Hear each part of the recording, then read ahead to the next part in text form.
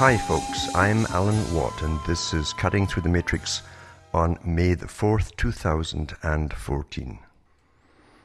I never prepare talks because we shouldn't have to prepare talks. The whole idea of being yourself is that you can chat about things whenever you want to chat and let the spontaneity of things come to you, because that's where creativity lies, you see. When you're simply repeating stuff that's been put out there by the big boys for you to repeat, then you're not thinking for yourselves, are you? But a few minutes ago I was thinking about weather, of course, because in Canada, where I am anyway, in Ontario, we've had about 6 months of winter. It's still ongoing to an extent because we seldom see the sun anymore.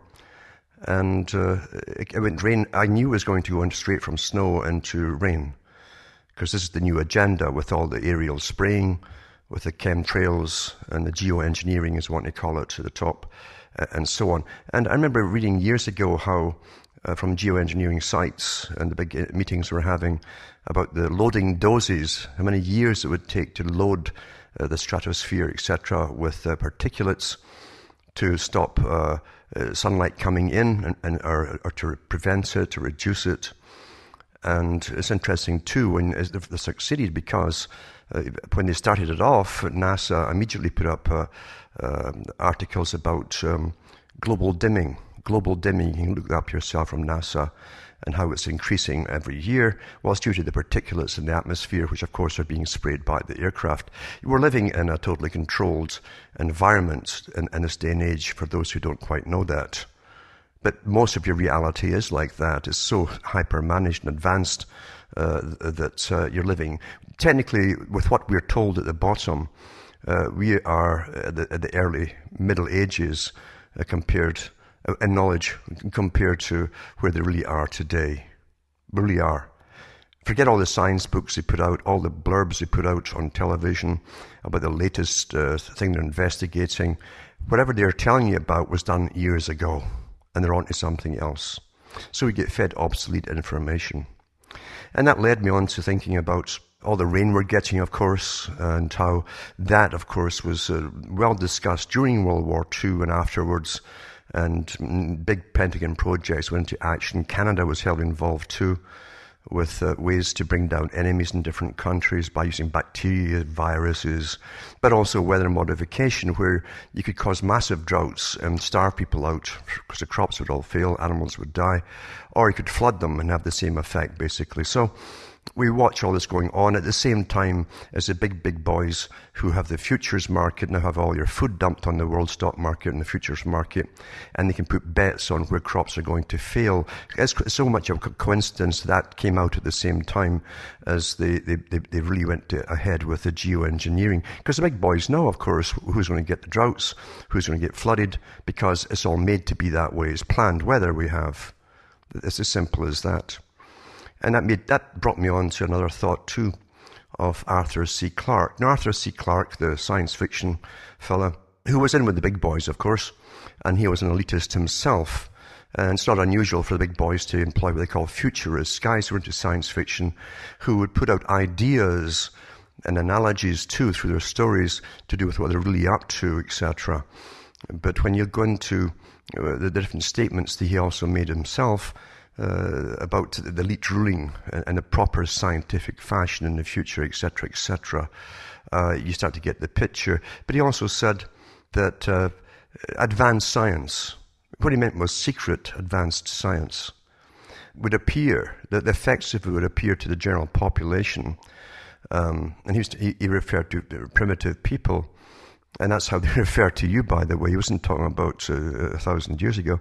He said it would appear as magic to the public because they never think about it as being caused by man-made forces. It's so easy, isn't it, to trick people? And you have no idea of all of the sciences of the mind and all of the different disciplines, as I like to call it, or doctrines, involved in big think tanks, working for governments and so on, and private industries at the top that really run everything, to make sure you're kept in a little box, and to train you to have a good ego and believe that you know everything there is to know. It's beautiful, isn't it? And these are the people you meet every day. You meet them every day with that stare, the polite smile, but the eyebrows are down or lifted, just like you saw in Brave New World in the movies versions, where the primitive, as it's called, the guy who had humanity in him, love and compassion and so on, talked to these people who were artificially made, who were even their intellect was designed for them, how much they could understand, and all the information they were given was designed for them by those above them, the alpha pluses, etc. And it didn't bother them in the least that everything that they knew and their whole culture was given to them, because they had that little bit of pleasure, you see, etc. And they had the soma drugs, mainly again for the lower, because the division of labor went down the way, who was going to do all the dirty work, etc., and lots of soma and drugs. In other words, pharma to keep them happy. We're in that today for those who haven't figured it out. It's all been done. And the next step is to train you through all the different kinds of intergender types they're trying to make you believe in. It's nothing to do with that we care about these folk at all. It's to get you used to the fact that nothing can be really said as to be normal. So they can bring forward their basic new clones in the future. And that's what they're all working towards, of course. And these guys work through generations. They don't have to do it all at one go. That's where you get tripped up, because you thinking, as a natural human being, think, I'd have to get it done right away. No. These guys work in generations. It took generations to get you from family-oriented society to abortion, single-parent mothers, and multiple partners now, and all kinds of things today. It didn't take that long at all, really. But for you, you'd be impatient if you were planning it. Not these boys. They know how, from past experience in history, how long it takes to gear up the population, indoctrinate them in the proper ways so they'll accept the next step and the next step and the next step. It's very easy. It's very, very easy. And the world's a very, very old place, and knowledge is never forgotten, folks. And mistakes are always remedied the next time they go round. Hence the need for the step-by-step process. If they miss one step, it can go awry. So they got to go through the process, and they're well aware of this. That's why it takes a bit of time. But when you see how society has been completely turned upside down, 180 degrees actually, from all its value system, everything up until the 1960s, say, and then onwards the revolution came in, and boom, it was all done, planned that way, introduced and planned and well organized and well funded until here we are today, dysfunctional. And yet the folk at the end of it think it's normal. The way they're living today is normal. Anything can be made to be normal to the proles, as Orwell called them. Given time, given the right indoctrination, given enough documentary specials with half the facts removed so you don't get the whole picture, to bring you to the desired conclusions. Add a bit of emotion and personal experience shows to it, and that's you. You're gone, folks. That is so simple to do. Plus they use the entertainment industry to get the emotion in there and to show you terrible things to bring you to certain opinions, you see. Very easy to do. You can create guilt amongst everyone who's done nothing so easily by these techniques. And even your enemies who want to do you in can use these techniques against you and make you feel sorry for them as they're doing you in. It's fantastic. It works awfully well. And that's why you have an authorized view of history, and you also get an authorized view of the present, where no one's trying to do you in, except maybe the latest enemy the government tells you that they have. At one time it was suddenly the Arabs, according to Bush Jr., hated you. You hadn't a clue they did that, but he told you they hated you, you see. And before that, you've had all these different presidents and prime ministers that are always in an alliance because they're all owned by the same big bankers, telling them what to say to the public to get them ready for the next war, wherever it happens to be. We're never told the facts of the war at the time, and sometimes after the fact, it doesn't matter if some of the real reasons for it come out, like grabbing oil and minerals and things like that, you see, for big private corporations. And it doesn't matter when the job's done. It really doesn't matter. That's just how the world is really run. But your present is given to you by a routine format, very simple format, with the same newscasters. They hang on to these anchor people for their whole life if they can, because that way, God knows how many millions of people have been brought up with one or two generations watching them from childhood. And Daddy wouldn't lie to you, would he? And they give you the authorized view of the present, you see, where everything's happy, and they give you little stories about communities and rural areas and things like that. They're completely irrelevant and often off-key to the truth. Doesn't matter. Truth doesn't matter when it comes to creating reality for control, you see.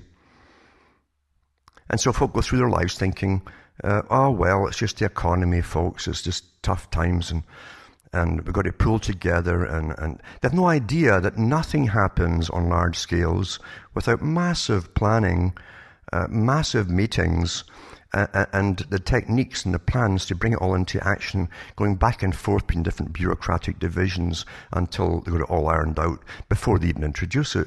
Nothing happens by chance. Otherwise, you see, they could lose control at the top. They're paranoid about losing control. So everything's minutely discussed. Like the free trade thing, which ended up with NAFTA, and at the same time the World Trade Organization, all set up by the one institution, by the way, which is private, by the big foundations behind them, for the whole world, to regulate the world's economy, for their own sake, for those who own it all. And we were kept out of the picture completely. And back in the 80s, they knew that when they brought China in on the free trade deals, that they're going to give all the work to China. They're going to transfer all the factories abroad. They knew they were going to give you a service economy. And a service economy is like putting a dog in a swimming pool, and it can only paddle and paddle and paddle until it tires out and it can't get out and it drowns. Economists talked about this in the 70s in Britain, when they first mentioned, if we ever get into a really a European integration system, it was all planned that way right along, but if we ever get into it, we'll have a service economy. And they explained all this too. So there's nothing new under the sun. There's no news at all when it comes to why we're in the mess we're in. Because the producing countries are the ones who survive. You got to manufacture things. Everything else is a spin-off of manufacture, you see. Importing is not. That's just service. You buy it in, you pass it around, the middlemen get all the cash pretty well, not the manufacturer and so on, or even at the store sometimes. It's the middlemen that do it all, and they're all managed by the big banking boys themselves. They have big groups that mass purchase things and so on. And then they get government departments in their pocket to make sure that they have the rights to decide on the prices for imports and etc. and all this kind of stuff. It's all done above our heads. It's kept out the news because you're not supposed to worry about such lofty things. Now, for those who think they get really all the news there is because there's so many news stations, supposedly, but they all get the news from the same sources, two sources, across the whole planet now. So we have regulated authorized news, you see. And if you notice, all the news you're getting is pretty well some other foreign country, over yonder somewhere. That's very good because it just keeps you distracted from what's happening in your own backyard. They don't want you to know what's happening in your own backyard. In fact, if you notice, since the Leveson bill and inquiry and bill went through in Britain for Muslim journalists, and you had the Finkelstein one done in Australia at the same time. These are British Commonwealth countries, remember? Britain and the Commonwealth. Canada had to have done it too, because literally there's no independent real journalism on anything. There's a bit of leeway before. All their bosses were part of the same global society, but some of the journalists were given a bit of leeway to express opinions on different characters and politicians and deals that were going on. They can't do that anymore. That's why you're getting literally, it's like the old Soviet Union. It was all just dished out from the top. And we know that's how it really works in all the so-called first world countries now. It's dished out from the top, authorized, and mainly from stuff that is way across the sea somewhere that means sweet dick all to us. It means nothing to us. Nothing at all. Because we should be worried about what's happening here, folks, your own future, you see. It's all meant to distract you from your own future and from all the stores closing down across the US and Canada and everywhere else. They're all boarded up, going out of business or are out of business. and the economy is flat, absolutely flat. You get it from all kinds of sources. I do anyway, because so many folk get in touch with me. I get a good picture of what's happening across Britain, the whole of Britain, in the UK, Europe, Australia, Canada, the States, etc. Because I get all the stories coming in. And I can make my own mind up. And it's rather evident what's going on, of course. We are being brought down. In a long-term game, of course. Long-term game. I've read the reports from the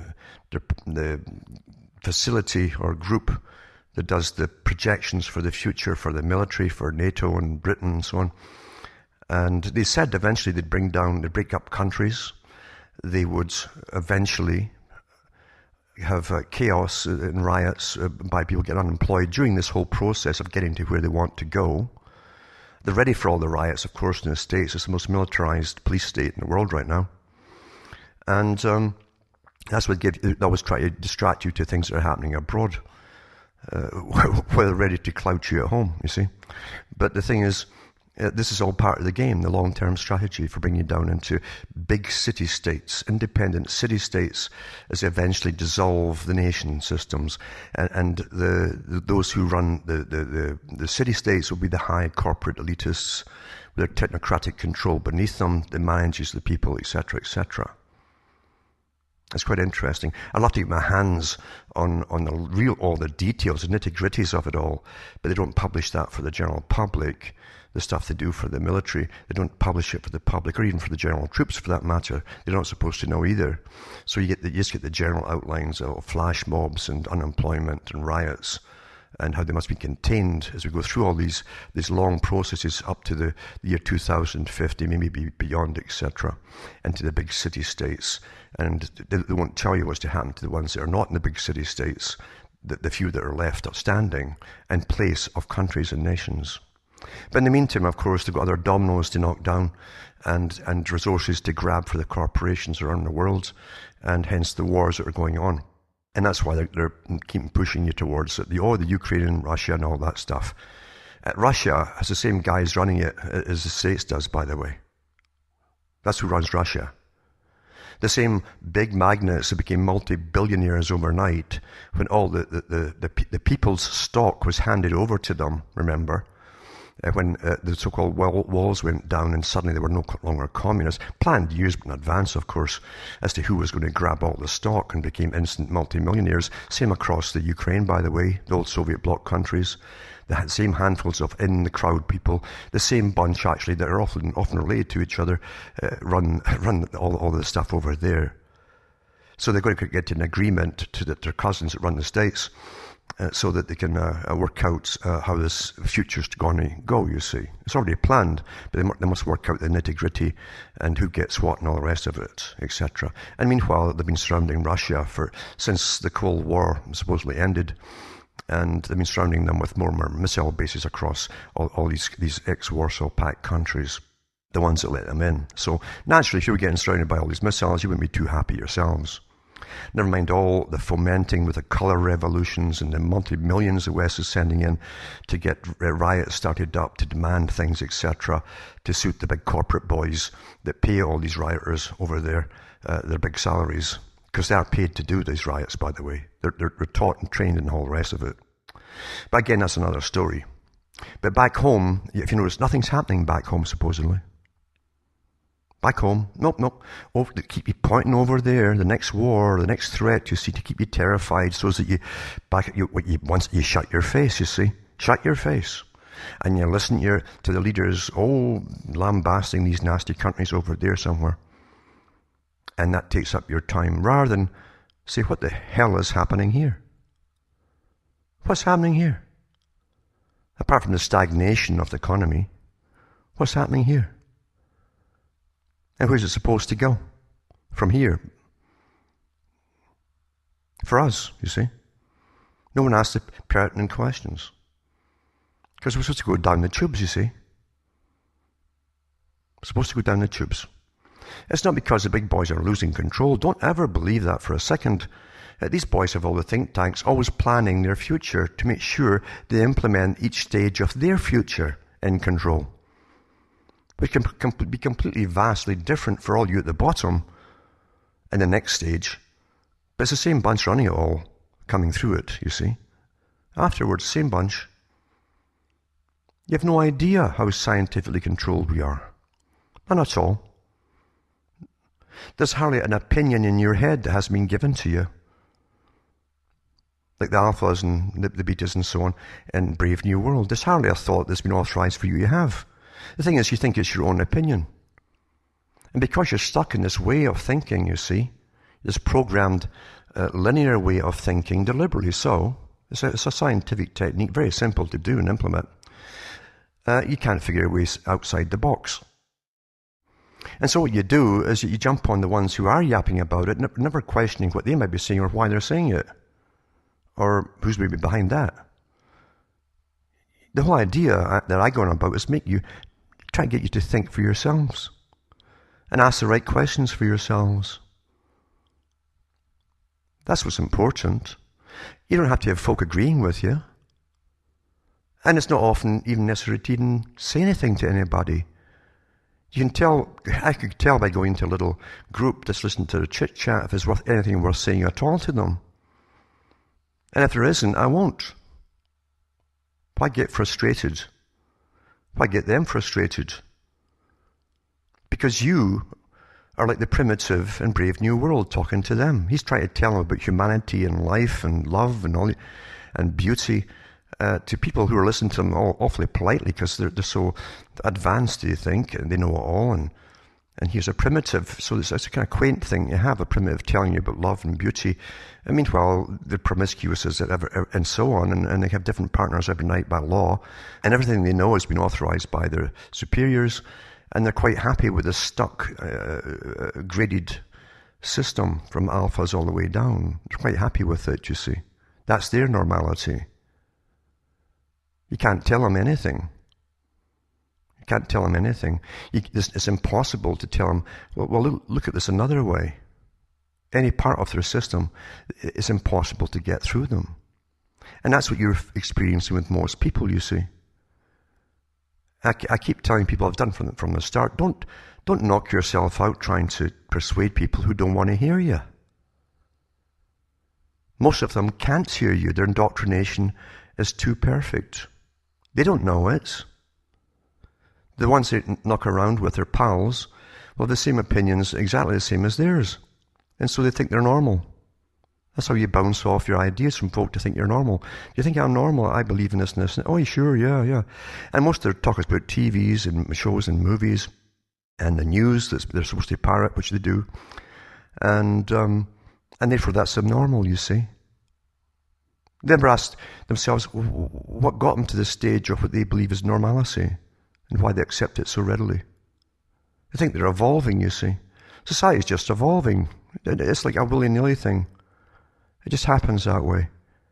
Believe you me, if it was outside the realms of planning by the elites, it would never get off the ground.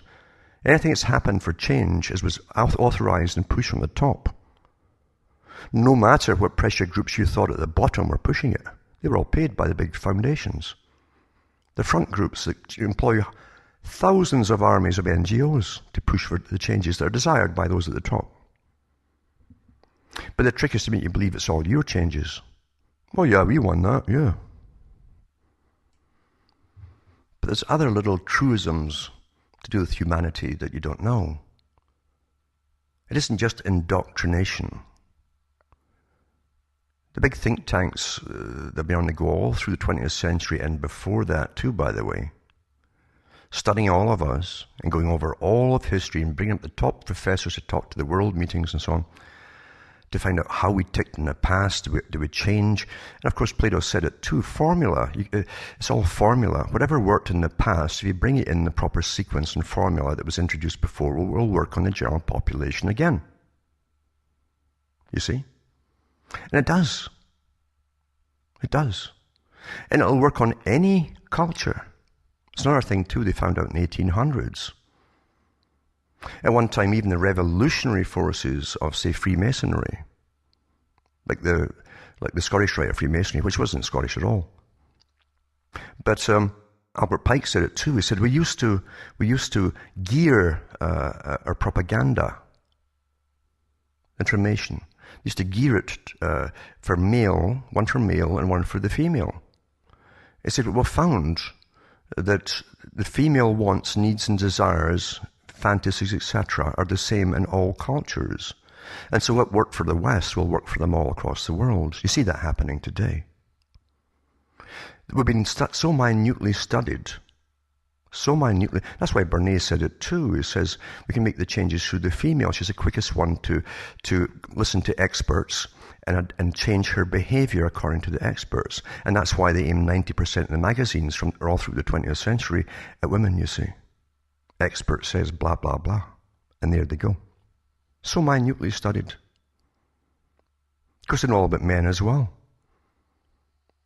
And the more powerless they make them, the more sports they give them, so they can vicariously live out their life on the field, which they couldn't even run on, because they get no wind, you see, they're too fat. So anyway, everything's micromanaged. Every cartoon the children watch is brought up and it's filled with messages and programming. Every single one. And by the way, they always were. It isn't just a recent phenomenon. So there's another thing too I want to mention about humans. It isn't just that they can't understand you people. It isn't just that they don't want to understand you or hear you. You understand they do get upset when you're bursting their bubble. You're kind of getting to the stage of bursting their bubble, and they can turn on you viciously when the fantasies that they want to believe in, it keeps them what they think is sin. If you're going to pop that fantasy, they'll turn on you viciously too. So be awfully careful about what you do. Never offer it unless a person wants it. And they might only want a little bit of it. So stop right there and move on. But there's another thing too you've got to understand about general humanity. It's been perfectly conditioned. When you try to tell them about all the evil that's going on, the corruption through politics and business and so on, and it's in your face today, but when you want to point it out, see, what you're trying really to do is to pass on your indignation about it to them. And what really upsets you is that they're not getting indignant. And when you point out why the wars really happened and so on, up to the present time, you can't make them indignant either, because here's a little secret. See, most folk don't care. Get that through your heads. Most folk don't care who your troops are going to go slaughter today or tomorrow. They don't care. This is that simple. It really honestly is that simple, folks. And that's why they're not indignant. They don't care. They're not getting slaughtered right now. In a way, they feel happier that someone else is. That means that your troops aren't slaughtering you yet. So stop thinking you just change the world by throwing the information out there and having people respond to it. That's the first thing that people who think they're just, I hate this term, waking up. It's like born again. I was born on 9/11, they'll say. I say, what do you mean you were born on 9/11? Reborn. Like a born again experience. That's reacting to things that might affect you. That's reaction. That's what that is. Most folk don't start to think about things until it affects them personally through their pocket unemployment or something like that. The rest go on as you. They don't care. They don't want to know. Don't tell me that. They want to be happy. They have been trained to be egocentric. They've been taught, as all the experts said in the 40s and 50s at the big think tanks, they train them through the schools, through the culture industry and so on, to be narcissistic and egocentric, and that they'll shun pain, all kind of pain, mental pain, whatever. Unpleasantness is pain, you see, and they'll seek pleasure. And that's what they do, most of them. And when they're doing that, they're kept in an infantile stage. In fact, they're taught to always try to be happy. Like happy, being happy, perpetually happy is a normal thing, which it is not, by the way. That all came out of the Freudian school that was meant to change the world. It was a political movement, folks, the Freudian school, for those who don't know it. Look at all the members of it. There was a particular reason it was even founded. They brought forth the whole idea as well. You work in a system, you crack down under the pressure in the system, which is crazy. You're doing some kind of rotten work you hate. You're stuck in it. You've got either rent to pay or a mortgage to pay or something, responsibilities, and you hate what you do every day because it's meaningless. Passing paper around an office is meaningless. It's not a natural function. Offices aren't natural. In fact, cities aren't even natural. That's all been well documented by the anthropologists. But they give this little financial reward thing, you see, and you get stuck in it. And most of the money goes back out to pay for everything, mind you, and taxes as well. But you're taught that you're respectable because you're working. And then you crack up. And what happens when you crack up? They send you off to a therapist. And what's the therapist do, the psychiatrist do? All they do today, they don't sit and say, well, let's get to the bottom of this problem, Sonny. He doesn't say that anymore. They know that doesn't work, you see. So what he does is find some pill to put you on that stops your higher functioning to the extent you won't be doing you'll float through life. So that you can get back into the workplace. And that's what they'll say to you. And these are the questions a psychiatrist will ask you. They'll all ask the same questions. What are you doing now? Oh, I'm working again. Oh yeah, I guess good. And what do you do in your spirit? Oh, I go shopping and I buy things. And then they'll say, are you having sex? Oh yeah, I'm having sex now. I go to parties. And that's their new version of being normal. It's not worrying about things that made you crack up in the first place. So the problems haven't gone away. It's just that your senses are now dulled enough and you're euphoric enough on the drugs, they don't bother you the same way. That's the answer to it, you see. Big boys talked about that. That's why they brought in the Soma idea in the 1930s in Brave New World, Huxley's Brave New World. They were going to use pharma. They said that eventually everyone will be on pharma. And if they can create and invent diseases that don't exist in children, they can get them started young on pharma till it's a normal thing to be on pharma. Psychoactive drugs. It's all happened in your lifetime, and you don't even know it, or why. But I won't ask you to be indignant, because most of you won't care. You can't make people care, folks. I'm all right, Jack. I'm egocentric. I shun the unpleasant. I watch comedies. I don't want to hear bad news. And I seek pleasure. There it is, right there. That's how it goes. That's how they work, folks.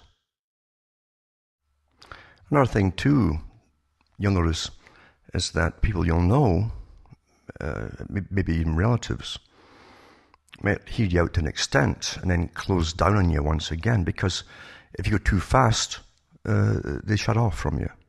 But you'll notice from folk that you know who do nothing but watch television. And that's how they learn things. They don't know they're learning things when they watch television, and all their fiction as well, by the way. They don't know they're learning any of the things. They learn through, as Jacques Ellul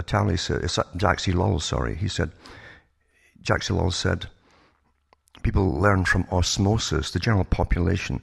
It kind of filters through from 1,000 sources, bits and bytes of information, and then it kind of congeals in their brain somewhere, but they haven't reasoned it through. They simply adopt the opinion it left in them. And you'll hear them saying, well, yeah, the world's overpopulated. Well, it's all coming from TV, you see, documentaries and David Suzuki and things like that. The fact that the Western world, the so-called first world countries, their own population, domestic, has been plummeting for years and years and years, as folk don't have so many children, you see. But what they do is through mass immigration, and Britain's a great example, they get the population up again through mass immigration, which also fulfills the role of destabilizing any nationalistic tendencies. If you eradicate the nation's people, they're no longer nationalistic, it's multicultural, you see. So the big boys have got it easier to manage you then. Once that's done, you're multicultural, you see. You don't have a tradition or a pride in the past. You don't belong there. You didn't come from there, so it doesn't matter. That goes out the window with second generation. And that's been done. But the fact is, as I say, the native population's been plummeting, and And they give you the appearance of a world that's overpopulated because all immigrants flood to the big cities. They always have. And they're encouraged to go there, you see. Which were never meant to bring in millions of folk from overseas. But if the population had stayed without immigration, you'd have lots and lots of empty houses and lots of empty apartments in the big cities because the native populations are declining and they're not having children, you see. So everything's planned that way. Nothing happens, as I say, by itself, for itself's sake. It has to be authorized, heavily debated many, many times by the top leaders of industry, banking, and so on, who plan all this. And then they tell the politicians what to do and implement and so on. That's how it works. Nothing happens by chance. But so you learn through osmosis. So you're talking to people, as I say, they switch off, they don't want to hear you. And they think they know everything because the TV tells them so. They think they live in the best country in the world. And as Bertrand Russell said, they'll believe it because the government will keep telling them so. And they'll prattle all the... Doesn't matter what country they'll keep prattling these same things off to you. It's all the same scientific technique, you see. Repetition actually does work. It's quite fantastic, isn't it? So, people really don't have minds of their own. They can be awfully pleasant people. You'll find them in all occupations and professions as well. Pleasant people who can't think outside their own profession or box or that they're in, but still be very pleasant to you and to each other. They're cordial, you see. And so things just seem to flow along, even when it's really breaking down. It still flows along to an extent. We're so micromanaged, it's just unbelievable. But most folk, as I say, don't want to know. They've been totally conditioned. They're quite happy. They can go home at night to watch the sports or watch dramas and comedies and drink their beer or wine or whatever it happens to be and zonk out for the rest of the evening and party at the weekend and have sex and they think they're getting somewhere and then they go back to work from Monday to Friday and so on and so on. That's their life and they think it's normal because everyone else is doing it too. But don't try and upset their little bubble because you'll get signs. They give you signs. They don't want it burst, and they will become vehement towards you at the threat of you even scratching their bubble and bursting it. They really don't care. Most folk don't care, folks. That's as simple as that. And I've done all the studies on these things too. Lots and lots, thousands of studies, ongoing, about situations in psychology, how people behave in this situation, that situation, all these situations, over and over and over again, ad nauseum. And most folk simply don't care, as long as nothing happens to them. And as long as they have their little bubble, their little circle they can walk around in, and their friends they can call, and their sock puppets they can chat with on the internet, and things like that, that's their fantasy. That's their fantasy. When you tell them that most of their friends don't exist, they're actually sock puppets by computers run by military and Pentagon and so on, it doesn't faze them either. It doesn't faze them at all. They don't care. And that's why many, many different levels that George Orwell said the pros don't count. He had so much in that book of his, 1984, the title he wanted to put out was called The Last Man, meaning the last sentient man that could think and question. But it was his publisher that wanted to call it 1984 because he was going to publish it in 1948. Just change the numbers. But so many levels, Orwell was telling you things.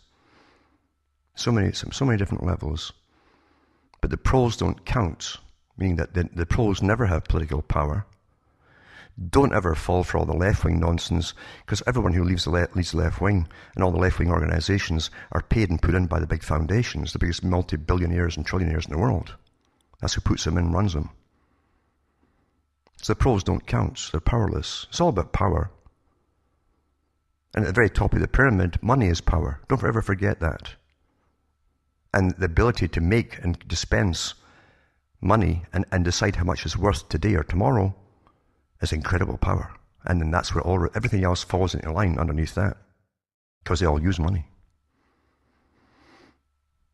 That's how the world really is. But as I say, Orwell tried to tell about the proles. The proles don't count. He has that through the book in different places and in the movies versions as well. Proles don't count. The proles in 1984 were flooded with entertainment. Their music was all written by machines. If you listen to the music today, folks, as they brought you down this level, down in the rap until you don't even need musical instruments anymore, and then to where it is today, electronics. You can buy the programs, you don't even need to make melodies up, and so on. And machines and so on even turned out the porno industry, because they must get porno into big time to keep them rutting like rabbits. If they're rutting like rabbits, they think they're winning. Their egos are involved. Oh, he chose me that night because he really likes me, I'm better than the rest. And vice versa, you see. Such a simple predatory behavior that's pushed to the maximum. So your basic instincts are used against you, and you don't even know they're being used against you because you think you're winning. It's all psychology. That's the biggest war of all. It's a war for your mind, folks. That's where it all comes down to, the war for your mind. And you all think you've got them. You think your mind is your own. And you'll have strong opinions about things that you've never investigated. Amazing, isn't it? So be careful about all the information that comes out there from all sources, even the ones pertaining to speak for you. Be very, very careful, folks. The big boys miss nothing. Nothing. You're dealing with the most meticulous, power-hungry freaks in the world who miss nothing. They're paranoid about missing things. Go through the biographies of all the big founding families of the US, for instance. The big magnates. Go through how meticulous and obsessional they were, not just with counting pennies and so on, and self-discipline, but in total control of everything in their sphere as they kept expanding their spheres of influence and power. Be very, read it all. That's if you care. Most folk don't care. That's really the telling point. They won't look at anything. It takes effort. Effort comes when something's motivating you. They used to call it the spirit. It motivates you to look for it. And remember, too, everyone today has been taught to think in bits and bytes. Give me a quick answer. You hear that all the time. Give me a quick answer. I've been on many radio shows, and I understand how people's minds think, and ordinary, decent folk, and how they think, and so on. But you often get asked questions that will sound simplistic, and because they've been trained with talk radio all their lives, across the world, it's all the same format, talk radio, that they'll ask things not knowing they're asking something that's really profound, which would take a longer answer, and sometimes an education, to get them to a level to give them the proper answer that they then could understand. If you gave it to them right off the bat, without taking them through those learning phases, it'll be incomprehensible to them. You could say the most profound things to them, and they go on to the next question as though they hadn't heard it. I mean, because it means nothing to them. They don't know what they've just asked you. I find that all the time, and that's the hardest thing for me, is to debate how much to tell them and what not to say to them. That's how it really is. As I say, we're so well understood. We've all heard about all this stuff about the NSA and all the other big organizations that collect all your data. They've got you worked out your personality profile perfectly. They've got your whole life history. They've got your school. They've got everything on you. Everything on you. Every darn thing there is. And they compile it into a virtual you. I've gone through the article so many times from the Pentagon where they say that they've got everyone in a virtual reality game, basically. And they run games on the individual. Every one of you has had games run on you with your personality profile, and they can predict how you'll behave in every situation imaginable, and they're pretty well almost 100% right. And people still think they're free. They still think they're individuals making their own decisions. If you're so well understood, folks, you'd be radically altering your behavior. But they don't.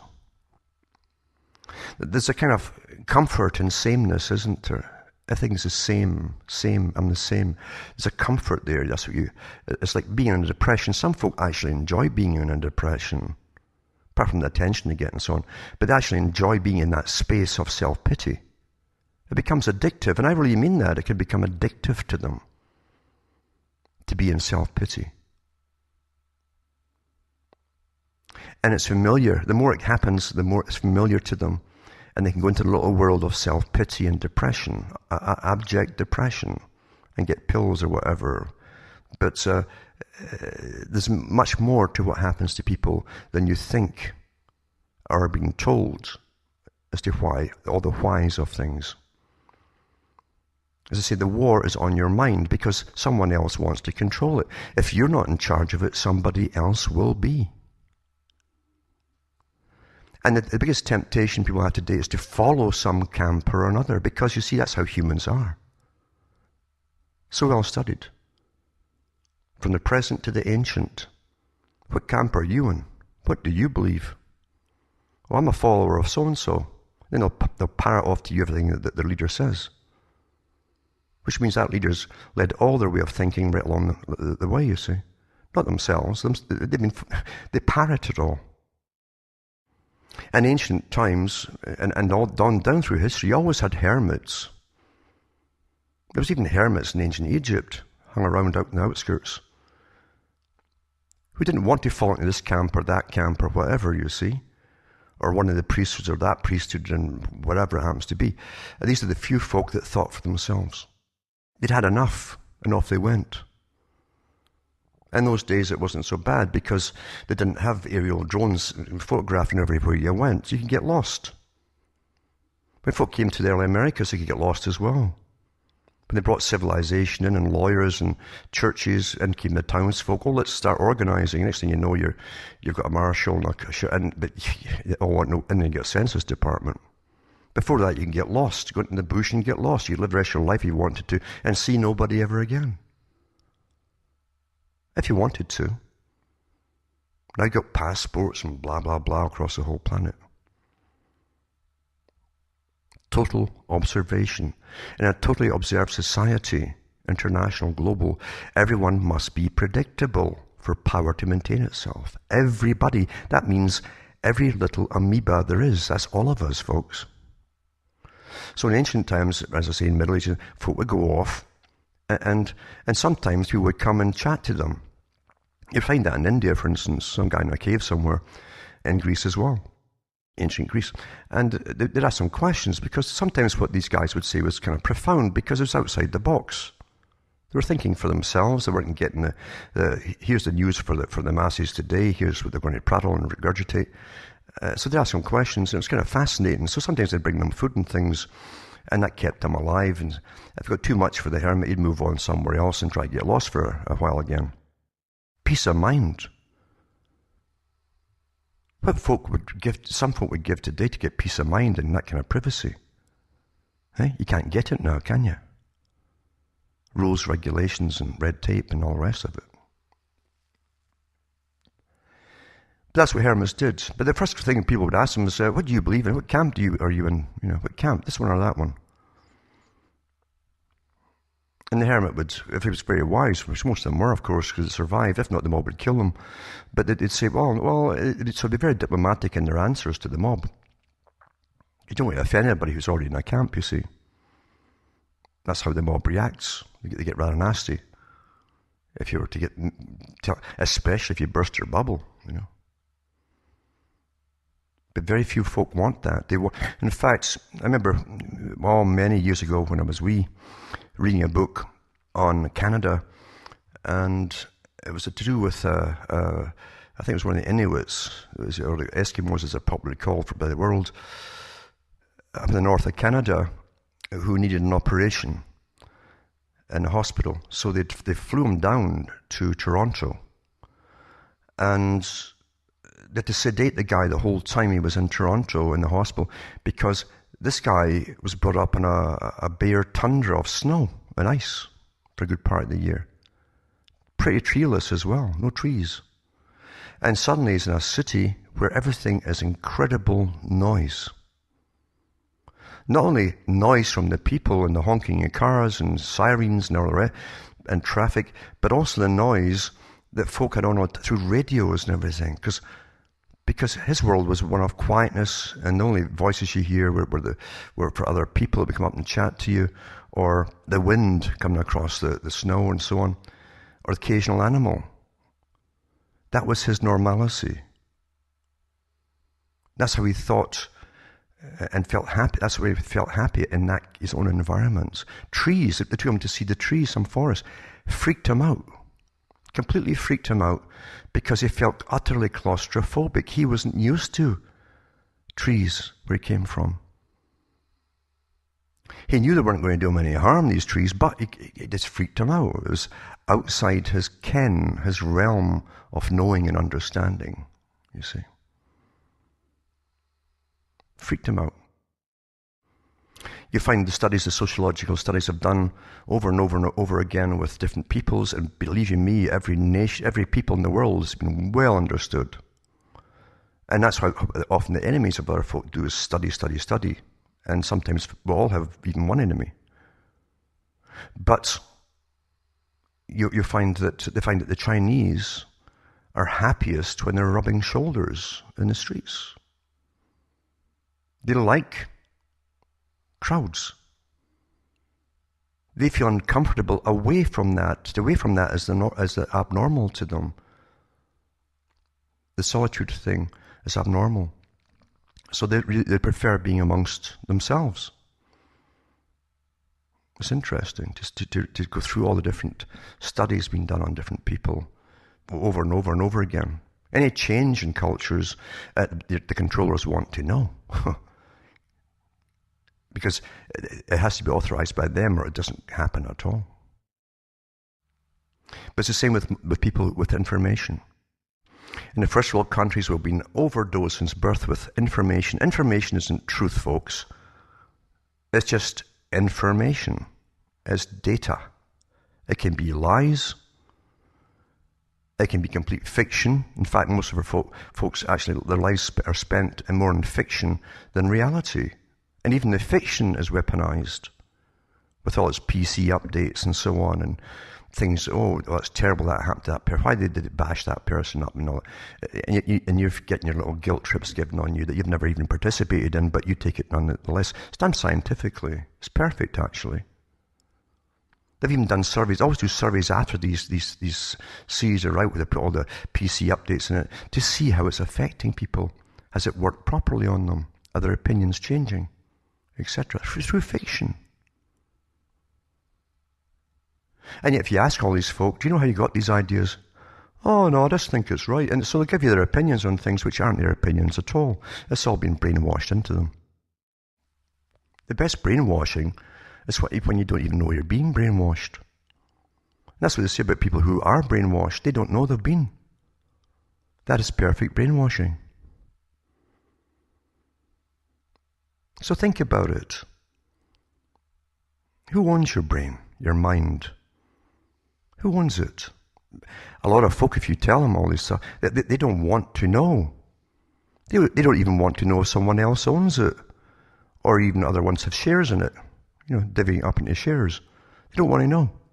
It makes them uncomfortable. Again, egocentric and egocentric behavior. They shun the unpleasant. Shun it. I don't want to know that. What's nasty? It makes me feel unhappy. And seek pleasure. That's why at parties and things, you can sit and stand and mingle and all that. Depends what kind of class of party you go to.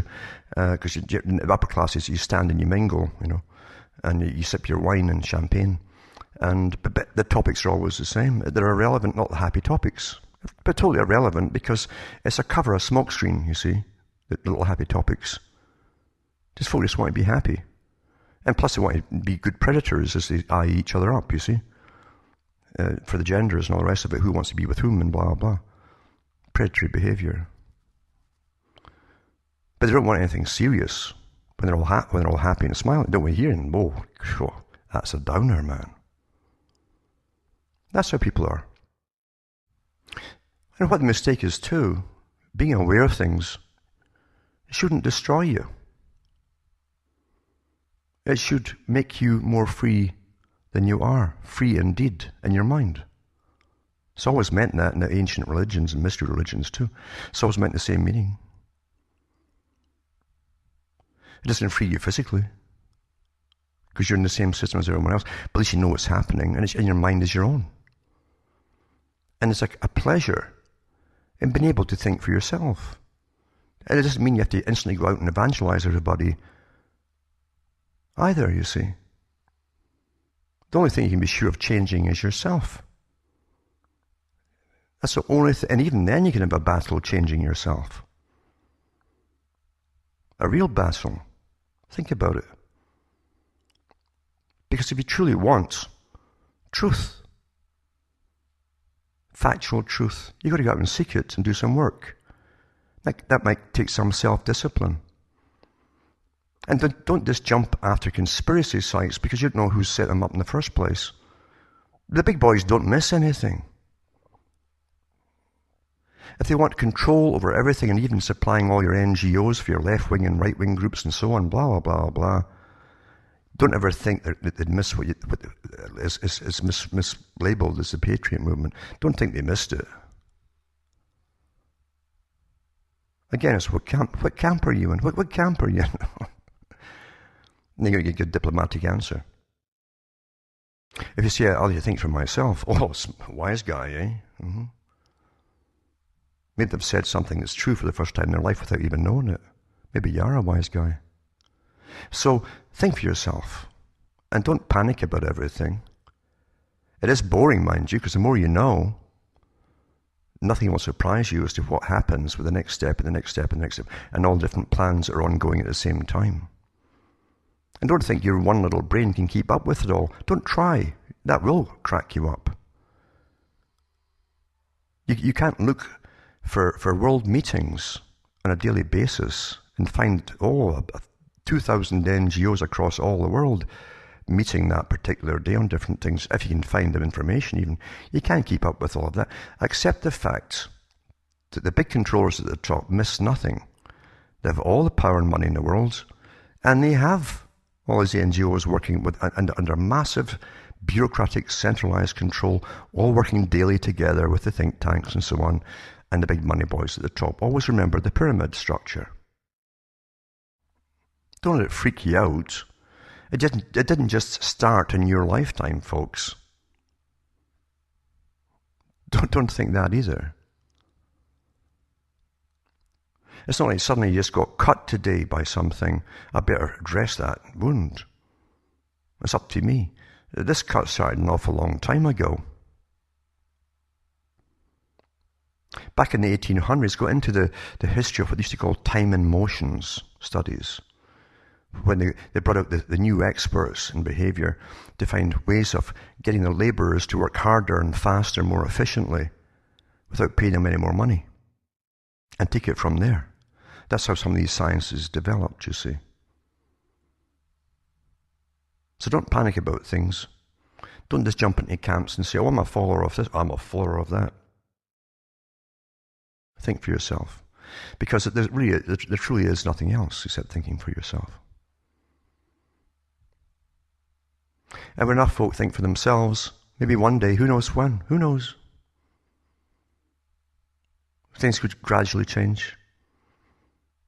And that's why I always liked Orwell too. He was honest enough about it when he put it through an analogy in Brave New in 1984. He said, when he's been tortured by O'Brien, he says, well, the pros will do something, or the word will get out, sort of thing. And O'Brien says, that's ridiculous, the pros don't count, etc. And then he says, well, maybe in 1,000 years, you know. This is how the big boys look at things. Could something become dangerous in 1,000 years? Of course, in our day and age, they don't plan to have anybody with any brain that isn't authorized to be thinking in 1,000 years. Never mind the kind of humans that'll be around by then anyway, except for themselves. With longevity, etc., they'll have all that. They have it now, actually, for certain select ones of them. But they don't plan on having the same old man and old woman type around anymore. They'll create the perfect clones, the Brave New World type, you see, to serve them well. And the old type will go out quite happily, thinking it's all quite normal, because that's how you present it to the public, bit by bit and bit by bit, until they accept it all. Oh, well, I guess I had to become this way, yeah. That's it, you see. As I say, I started with the weather and just prattled on, but the fact is, when most folk don't even know the weather is under complete control now. That's what you can see. You can see the weather. You can see the spraying going on. You can see the after effects and the downpours and so on. The monsoons they give you now, for instance.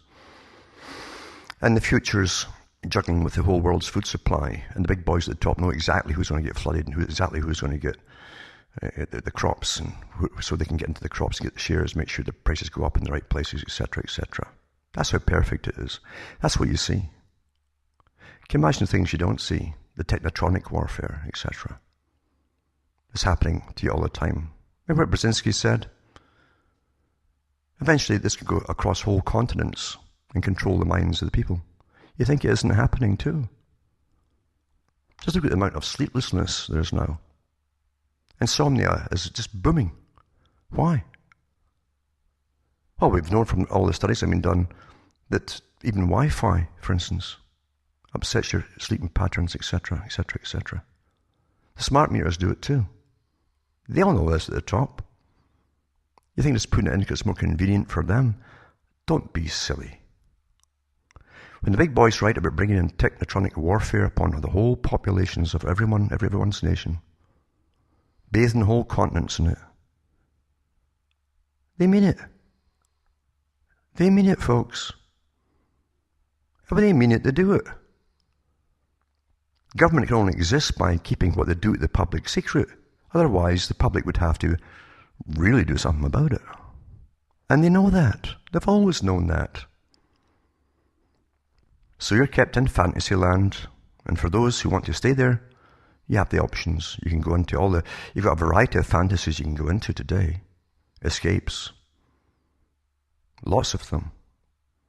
Lots of escape out there. Just keep filling your head with useless data. Or you can watch all the porn you want, or sports, or dramas, and so on and so on. Or you can go off into various kinds of escapism through trying to find the spirit, that can escape it all. Because you know within yourself that physically you can't escape it. So you're left with the thing called the spirit. So you've got all people making stacks of money, selling all kinds of books, rehashing old stuff. And purely rehash. Some of them don't even change the whole chapters. They take out of very old books because it's on big supply and demand today. Escape. When folk think they've had it, they try and escape mentally. And the big boys supply all of those avenues as well. Stacks of gurus out there, like never before. That's why Professor Carl Quigley talked about the end of ages and the end of civilizations. All the things that happen. And that's one of them. That's one of them arises. Today we call it the New Age. It's also called the perennial religion. They always use that system at the end, promote it as they take down societies. And folk try and escape that way. It's time people started calling what things really happen to be by how they are. Stop all the political correctness as well, which is meant to silence you through fear of retribution. In a free society, any child should be able to come up and ask any question that's popped into his mind. Anything at all. And if authorities grab him because they're not allowed to ask that question, or this question, or whatever, there's something wrong. He's too close to home. He doesn't know, of course, of what or who is controlling. So that's the first step in controlling society, is to stop them of changing anything is to stop you from being able to even ask questions. Because it's politically incorrect. By law. Look at Girfec in Scotland. They've got the same systems going across the world now. Mandated child advocates supplied by government to monitor every child throughout their childhood from the age of a couple of months onwards. What do you think of this, Johnny? Well, you know. Oh, I better put you in for reconditioning, Johnny. We can't have you starting to ask the questions on that particular topic, or this particular topic, or this other one over here. Whatever it happens to be, you see, you have to get readjusted. To be uniform, the uniform society, the authorized citizen of the future. That way you're easier to manage. And governments certainly do like things to be easy for themselves. From Hamish Masella from Ontario, Canada, it's good night. May your God or your gods go with you.